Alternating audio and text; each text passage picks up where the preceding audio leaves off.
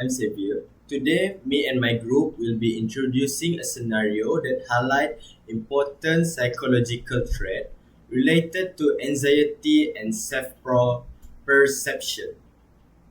In this case, we have Farah, a university student who frequently worries about her academic performance as well as her social interaction. She tends to overthink situations by replaying conversation in her mind and often fears that others may judge her negatively. Despite achieving good results, she still feels dissatisfied and continues to experience anxiety. From these scenarios, several key traits can be identified. Farah appeared to be highly responsible and conscious, but she is also overly self-critical. She demonstrates signs of excessive worry, overthinking, and low self-satisfaction, which may be linked to anxiety and perfectionistic tendency. Based on the Big Five personality trait, Farah shows high neuroticism, which is reflected in her anxiety, overthinking, and emotional sensitivity. She also demonstrates high consciousness as she is responsible and set high standard for herself. However, this may lead to perfectionism.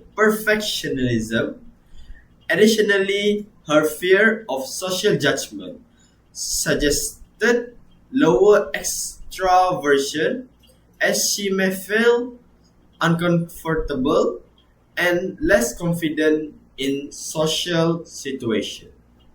From this case, we can see several key behaviors and emotional patterns shown by Farah. First, she shows overthinking, where she keeps on replaying conversations in her mind. She may think like, oh, why did I speak that way? People may think I'm weird. So this means she spends a lot of time analyzing what she said and how others might react. Next is constant worrying. Farah worries not only about her academic performance but also about her social interactions, which shows a high level of anxiety in different areas of her life. She also shows negative interpretation bias, where she assumes that others are judging her negatively even without clear evidence. For example, she may think people see her in a bad way, even if nothing actually happened. In addition, Farah demonstrates seeking perfection. She sets very high expectations for herself and feels that she must always perform well. This leads to self-doubt, where she feels that she is not good enough even when she has done well. This shows that she struggles to recognize her own achievements. Overall, these behaviors reflect anxiety caused by negative thinking patterns and fear of social evaluation, which also affects her confidence. Cognitive behavioral therapy or CBT was developed by Aaron T. Beck and is based on the cognitive model, which explains that thought, emotion, and behavior are interconnected. According to this theory, psychological distress is not caused directly by event, but how individuals interpret those events. These interpretations are shaped by maladaptive cognition, which include core belief, assumption, and automatic thought. Core beliefs are deep and often rigid view about oneself, while assumptions act as rule or expectation, and automatic thought are immediately reaction to situation. These connections are often influenced by cognitive distortion, such as overgeneralization, catastrophizing, and black and white thinking, which can lead to negative emotional and behavior situation response. CBT address this through cognitive restructuring, where individuals identify, challenge, and replace dysfunctional thought along with behavior technique like behavior activation to encourage healthier action. Overall, CBT aims to modify unhelpful thinking pattern in order to improve emotional regulation and promote more adaptive behavior. Now, I will focus on applying the theory to Farah's situation.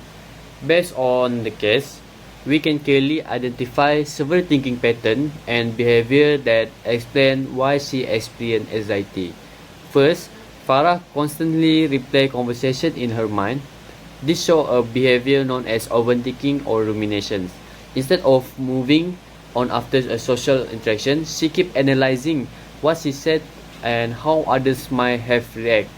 This habit can make a small situation feel much bigger than they actually are.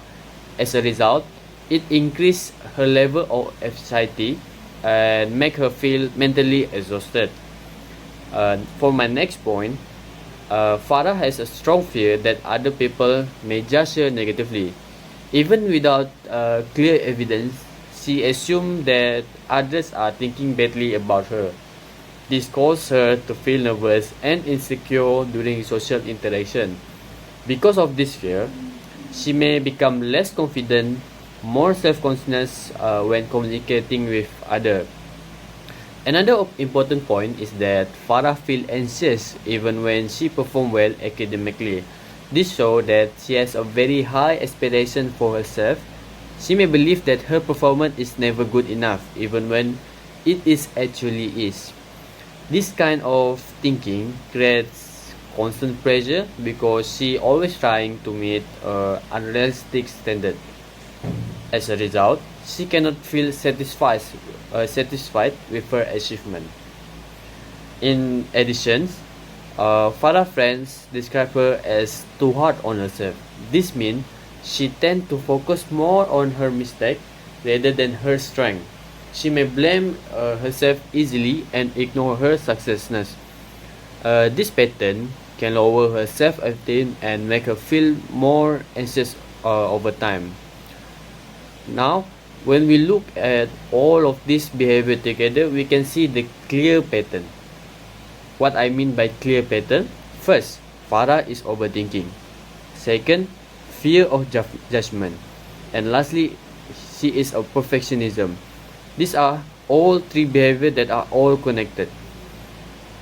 And then this pattern is reinforce each other and continuously increase her anxiety. This shows that her emotional distress is strongly influenced by the way she interprets situations rather than the situation themselves.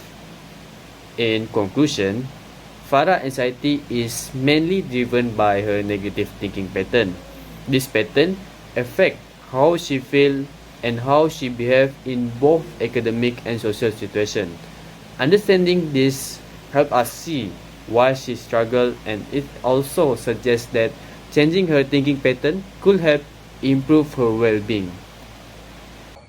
As we conclude, I will present the practical application for Farah's case. To move her from chronic anxiety to emotional stability, our intervention plan is highly structured. First, we recommend cognitive restructuring.